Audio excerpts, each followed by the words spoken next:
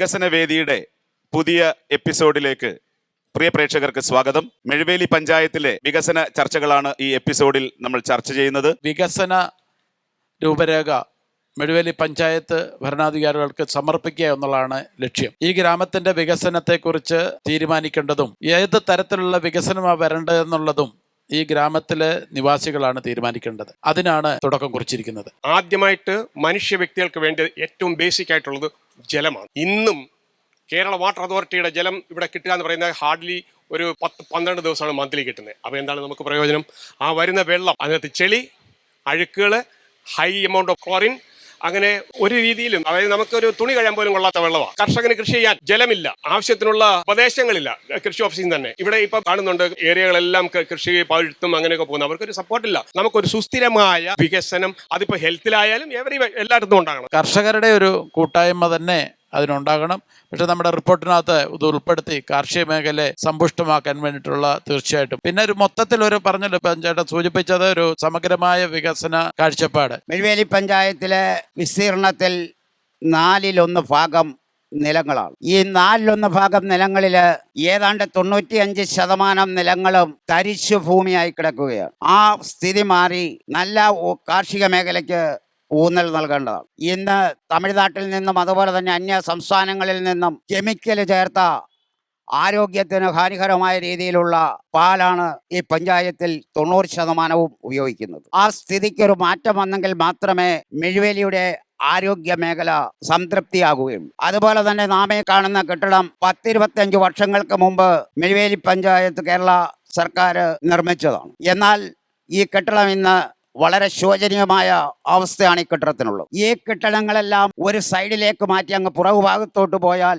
ഈ ഇലവന്തിട്ടയുടെ വികസനം ഒരു വൻ വികസനമായിത്തീരും. മെഴുവേലി വനിതാ ITA ഏതാണ്ടൊരു 7 വർഷക്കാലമായെന്നാണ് തോന്നുന്നത് അതിൻ്റെ പ്രവർത്തനം ആരംഭിച്ചിട്ട്. എന്നാൽ നാളിതുവരെ അതിന് സ്വന്തമായി ഒരു കെട്ടിടവും ഭൂമിയും ഉണ്ടാക്കുവാൻ കഴിഞ്ഞിട്ടില്ല. ഇലവന്തിട്ടയെ സംബന്ധിച്ചിടത്തോളം മധ്യ തിരുവിതാംകൂറിലെ അറിയപ്പെടുന്ന മൃഗങ്ങളുടെ മാർക്കറ്റായിരുന്നു ഇലവന്തിട്ട. ഈ മാർക്കറ്റ് പാടെ നിലച്ചു പോയിരിക്കുന്നു. ഈ മാർക്കറ്റ് പുനരാരംഭിക്കുന്നതിന് വേണ്ട നടപടി കൃത്യമായി ഇതിൽ ഉൾക്കൊള്ളിക്കണമെന്നാണ് എൻ്റെ ഒരു അഭിപ്രായം. ചന്തയെ നമുക്ക് പുനർജീവിപ്പിക്കണമെങ്കിൽ ഇവിടെ ക്ഷീര കർഷകരുടെ എണ്ണം വർദ്ധിക്കണം. അതിനു വേണ്ടിയിട്ടുള്ള പ്രയത്നം ചെയ്യുക. എൻ്റെ പൂർണ്ണ പിന്തുണ അതിനുണ്ട്. സർക്കാരിനെ നമുക്ക് പ്രഷർ ചെയ്ത് ചന്തയെന്ന് എഴുതി വെച്ച് കഴിഞ്ഞാൽ ചന്തയാകത്തില്ല. അവിടെ ക്ഷീര കർഷകരുണ്ടെങ്കിൽ മാത്രമേ ക്രയവിക്രയങ്ങൾ നടക്കത്തുള്ളൂ. അതിനു വേണ്ടിയിട്ട് ഈ ഗ്രാമത്തിലുള്ളവർ തന്നെ ക്ഷീര കർഷകരെ മുന്നോട്ട് കടന്നു വന്നു കഴിഞ്ഞാൽ അതിനു വേണ്ട നടപടികൾ എടുക്കാൻ നമുക്ക് സാധിക്കും. പിന്നെ കെട്ടിടങ്ങളൊക്കെ പഴയ കെട്ടിടങ്ങൾ തീർച്ചയായിട്ടും അതിന് പ്രൊജക്റ്റിൽ നമ്മൾ ഇതിനകത്ത് ഉൾപ്പെടുത്തി ഈ പഞ്ചായത്ത് ഭരണസമിതിക്ക് ഇത് സമർപ്പിച്ച് അവർക്ക് ചെയ്യാവുന്നതിനെ നമ്മൾ അവരെ കൊണ്ട് ചെയ്യിക്കുകയും അതോടൊപ്പം തന്നെ അതിന് അടുത്ത സ്റ്റേറ്റ് കേന്ദ്രം എവിടൊക്കെയാണോ ബന്ധപ്പെടേണ്ടത് അത് ബന്ധപ്പെട്ട് ഈ മെഴുവേലി നിവാസികളുടെ ആ വികസന സ്വപ്നം നമുക്ക് യാഥാർത്ഥ്യമാക്കാൻ സാധിക്കും. ഈ ജംഗ്ഷനിൽ ഇപ്പോൾ ഒന്നും വേണ്ട, ആരെങ്കിലും എൻ്റെ കൂടെ അകത്തോട്ടൊന്ന് കയറി വന്നു കഴിഞ്ഞാൽ ഒരു 50 പട്ടിയെ ഈ ചന്തക്കകത്ത് കാണും. ചന്തയിലുണ്ടാകുന്ന മാലിന്യം അതോടെ പോകുന്നു. ഭക്ഷിക്കുവാൻ വേണ്ടി ആ പട്ടികളെ ഇവിടെ വളർത്തുന്ന രീതിയിൽ തന്നെയാണ് ഇവിടുത്തെ സംസ്കാരം രൂപപ്പെട്ടിരിക്കുന്നത്. ഇപ്പോൾ തൊട്ട് അങ്ങോട്ട് കയറി കഴിഞ്ഞാൽ ചന്തയാണ്. ഒരു രീതിയിലും ഒരു ദീർഘവീക്ഷണമില്ലാതെ പണിത ഒരു മത്സ്യച്ചന്ത അതിൻ്റെ അകത്തുണ്ട്. മുട്ടുന്ന ഈ വെള്ളത്തിലാണ് ആൾക്കാർ അതിൻ്റെ അകത്ത് ആ ചന്തക്കകത്ത് നടക്കുന്നത്. ഈ ഇരിക്കുന്നവർക്ക് എല്ലാവർക്കും അറിയാം. അതിൻ്റെ ഒരു ഡ്രെയിനേജ് സിസ്റ്റമോ അനുബന്ധ കാര്യം നമ്മളൊക്കെ പുറത്ത് പോകാറുണ്ട്. നമുക്കറിയാം ഓരോ മാർക്കറ്റുകളിൽ ചെന്ന് കഴിഞ്ഞാൽ വീടിനെക്കാട്ടിൽ എത്ര വൃത്തിയായിട്ടാണ് മാർക്കറ്റുകൾ ഉണ്ടാക്കിയിട്ടിരിക്കുന്നതും സംരക്ഷിക്കുന്നതും. ഉണ്ടാക്കിയാൽ മാത്രം പോരാ, സംരക്ഷിക്കണം. ഒരിക്കൽ പോലും അവിടെ ഒരു വെള്ളം ഒഴിച്ച് കഴുകാൻ ഒരാളെ നിർത്തിയിട്ടില്ല. അതിനൊരു സംസ്കരണ യൂണിറ്റ് ഇല്ല. ആ വേസ്റ്റേജ് മൊത്തം അവിടെ നിക്ഷേപിച്ചിട്ട് പോകുമ്പോൾ ഈ പട്ടികൾ യഥാവിധി ഭക്ഷിച്ചും അതിൻ്റെ പ്രജനനം നടത്തിയും അതിൻ്റെ കുഞ്ഞുങ്ങളെ വളർത്തുന്ന ഒരു സാഹചര്യമാണ്. ഇൻഡസ്ട്രിയൽ ഷെഡ് 20-25 വർഷക്കാലമായിട്ട് കുറുക്കനും നരിയും പട്ടിയും പൂച്ചയിലും കയറി കിടക്കുവാണ്. ഷെഡുകൾ നശിച്ച് ഒരു പ്രൊഡക്റ്റ് പോലും നമ്മുടെ ഇൻഡസ്ട്രിയൽ ഷെഡിൽ നിന്നും ഉൽപ്പാദിപ്പിക്കുവാനായിട്ട് ഇന്ന് വരെ ആരും ശ്രമിച്ചിട്ടില്ല. അതിന് വേണ്ടുന്ന സഹായങ്ങളും ചെയ്തിട്ടില്ല. ഇതൊരു ദീർഘവീക്ഷണത്തോടു കൂടി സമഗ്രമായ ഒരു കാഴ്ചപ്പാടുണ്ടായിട്ടൊരു വികസന രേഖ തന്നെ നമുക്ക് മെഴുവേലി പഞ്ചായത്തിൽ ഉണ്ടാക്കാം. അതിനെൻ്റെ പൂർണ്ണ പിന്തുണയുണ്ട്. ഇവിടുത്തെ യുവാക്കളും യുവതികളും ഇവിടുത്തെ മുതിർന്ന ആൾക്കാരും ഒക്കെ റിട്ടയർഡായി വന്നിട്ടുള്ളവരും പ്രവാസികളും ഒക്കെ കൂടി നമുക്കത് രൂപകൽപ്പന ചെയ്ത് പഞ്ചായത്തിന് സമർപ്പിക്കാം. ഇവിടെ ഒരു ഗവൺമെൻറ് ആശുപത്രി ഉള്ളത്. ഇവിടുന്ന് 200 രൂപ കൊടുത്താലേ ആശുപത്രി നമ്മുടെ പഞ്ചായത്തിൻ്റെ അതിരി കുളനാട് പഞ്ചായത്തിൻ്റെ അവിടെ ആയിട്ടാണ് വരുന്നത്. ഇവിടുന്ന് ഒരു സാധാരണക്കാരന് 200 രൂപ കൊടുത്ത് ഗവൺമെൻറ് ആശുപത്രിയിൽ പോകേണ്ട സ്ഥിതി വന്നു. ഇതൊന്നീ മെഴുവേലിക്കും എലവന്തിട്ടയ്ക്കും അടുത്താണ് ഈ പൊതുജനങ്ങൾക്ക് ആവശ്യമുള്ള അടിസ്ഥാനപരമായ കാര്യങ്ങളാണ് ഈ ആശുപത്രിയും മൃഗാശുപത്രിയും കൃഷിയോ ഇതെല്ലാം ഗവൺമെൻറ് ഓഫീസുകൾ ഈ ഇതിൻ്റെ സെൻട്രലൈസ്ഡ് ആയിട്ടൊന്ന് ഈ പഞ്ചായത്തിനോടടുത്ത് അല്ലെങ്കിൽ എലവന്തിട്ട് ഈ ബുദ്ധ കോളേജും അതുമായിട്ട് ബന്ധപ്പെട്ട ഇപ്പം അവരിത് ഏറ്റെടുക്കുവാണ്. ഈ ആത്മനിർഭർ ഭാരതത്തിൻ്റെ അതായത് ഡിഫൻസ് പ്രൊഡക്ഷൻ്റെ ഭാഗമായിട്ട് ഇവിടെ അവർ തുടങ്ങാനിത് തയ്യാറാണ്.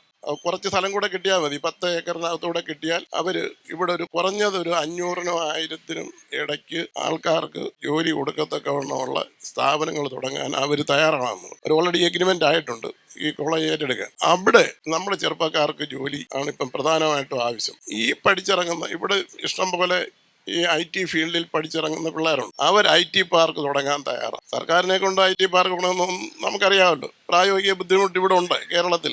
ആ പ്രൈവറ്റ് ഫീൽഡിൽ അവർ ടെക്നോ പാർക്ക് പോലുള്ള ഒരു സംവിധാനം തുടങ്ങാനും അവർ തയ്യാറാണ്. തീർച്ചയായിട്ടും നല്ലൊരു വീക്ഷണമാണ് മുന്നോട്ട് വെച്ചത്. ആത്മനിർഭർ ഭാഗത്തെ പുറകോട്ട് നമുക്ക് ചിന്തിക്കാം. കാരണം ഇന്ന് ലോകത്തിന് മുമ്പിൽ ഭാരതം കുതിച്ചുകൊണ്ടിരിക്കുകയാണ്. അപ്പം ഗ്രാമവികസനം, ഗ്രാമത്തിൽ തന്നെ അടിസ്ഥാനപരമായിട്ട് ഇവിടെ ഉള്ളവർക്ക് തൊഴിൽ ലഭിക്കുക, അത് തീർച്ചയായിട്ടും ഒരു ഫാക്ടറി വരുമ്പോൾ അത് സാധ്യമാകും. 100% നമുക്ക് മുന്നോട്ട് കൊണ്ടുപോകുന്ന ഒരു പ്രൊജക്റ്റ് തന്നെയാണ്. അത് ഈ നാട്ടുകാർക്ക് തന്നെ അതിൻ്റെ പ്രയോജനം വരുമെന്നുള്ളതിന് യാതൊരു സംശയവുമില്ല. അത് നമ്മുടെ പ്രൊജക്റ്റ് ഉൾപ്പെടുത്തി അതിന് വേണ്ട കാര്യങ്ങൾ നമ്മൾ അതിനുള്ള പരിശ്രമം നടത്തും. നമ്മുടെ എലവന്തിട്ടയിൽ നിന്ന് തിരുവനന്തപുരത്തേക്ക് ഒരു ഫാസ്റ്റ് ഉണ്ടായിരുന്നു, അതില്ല. പത്തനംതിട്ടയിൽ നിന്ന് ഒരു അമൃത ബസ് എറണാകുളത്തേക്കുണ്ടായിരുന്നു, അമൃത ഹോസ്പിറ്റലിൽ പോകുന്നത്. ഇത് രണ്ടും ഗ്രാമീണ മേഖലയിലുള്ള പാവങ്ങൾക്ക് വേണ്ടിയിട്ട് ഇട്ടിട്ടുള്ള ഏതെങ്കിലും സർക്കാർ ചെയ്തിട്ടുണ്ടെങ്കിൽ നല്ല കാര്യമായിരുന്നു. ആ 2 ബസ്സും ഇപ്പോൾ ഓടുന്നില്ല. ഈ എലവന്തിട്ടയിൽ നിന്നും ചെങ്ങന്നൂർക്ക് പോകുന്ന ബസ് രാവിലെ 5 മണിക്ക് പോകുമായിരുന്നു. ആ ബസ് ട്രെയിനുമായിട്ട് കണക്ട് ആയിരുന്നു. ഇന്ന് ആ ബസ് ഇന്ന് വിടില്ല. അപ്പൊ ഇതിന് വേണ്ടിയിട്ടുള്ള കാര്യങ്ങളൂടെ താങ്കൾ ചെയ്തു തരണം. എല്ലാ പഞ്ചായത്തിലും ഈ കോമൺ ആയിട്ട് ഈ 2 ബസ്സുകളുടെ കാര്യം പറയുന്നുണ്ട്. ഈ 2 ബസ്സുകൾ ഏതിനെയാകുന്നു പോകുന്നത് ഇപ്പോ എന്നുള്ളത് നമ്മളൊന്ന് പരിശോധിക്കേണ്ടതാണ്. അത് ഈ വഴിക്ക് പോകാനുള്ള ഒരു സംവിധാനം ചെയ്തു കൊടുക്കേണ്ടത് അത്യന്താപേക്ഷിതമാണെന്ന് തോന്നുന്നു. നമ്മുടെ ഈ മെഴുവേലി പഞ്ചായത്തിൽ ഇന്ന് കുറേ വ്യക്തികൾക്ക് ഈ കാർഷിക മേഖലയിലോ അല്ലെങ്കിൽ എന്തെങ്കിലും ഹാർഡ് വർക്കുകൾ ചെയ്ത് കഴിയാത്ത ചില വ്യക്തികളുണ്ട്. ചിലതല്ല, കുറേ ഏറെ ആൾക്കാരുണ്ട്. അപ്പോൾ അവർക്ക് ഇരുന്ന് എന്തെങ്കിലും ജോലി ചെയ്തത്തക്ക രീതിയിൽ സാറിന് എന്തെങ്കിലും ചെയ്തു കൊടുക്കാൻ പറ്റുമെന്നുണ്ടെങ്കിൽ അതൊരു വലിയ ഉപകാരമായിരിക്കും. നമുക്ക് അത് പരിശോധിക്കാം. അത് എന്താ വേണ്ടതെന്ന് വെച്ചാൽ ഞാൻ ചേട്ടൻ വിളിച്ചാൽ മതി, ഞാൻ വന്നിട്ട് അവർക്ക് എന്ത് ടൈപ്പ് ജോലിയാണ് അവർക്ക് ചെയ്യാൻ സാധിക്കുക, അവരെന്തിലാണ് എക്സ്പെർട്ടൈസ് ചെയ്തിട്ടുള്ളത്, അതിനൊക്കെ പദ്ധതികളുണ്ട്. മെഴുവേലി പഞ്ചായത്തിലെ വികസന വേദി ഇവിടെ പൂർണ്ണമാവുകയാണ്. ഈ പരിപാടിയിൽ പങ്കെടുത്ത എല്ലാവർക്കും നന്ദി, നമസ്കാരം.